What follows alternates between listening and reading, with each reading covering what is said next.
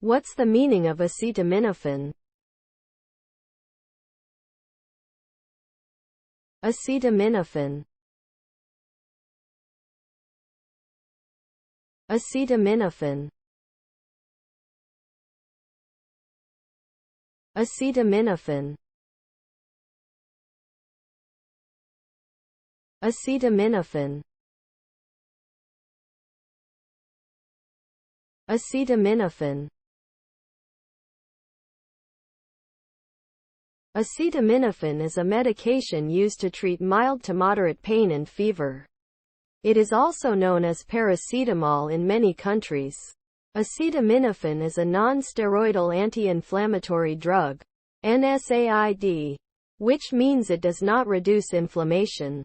It works by changing the way the body senses pain and by cooling the body.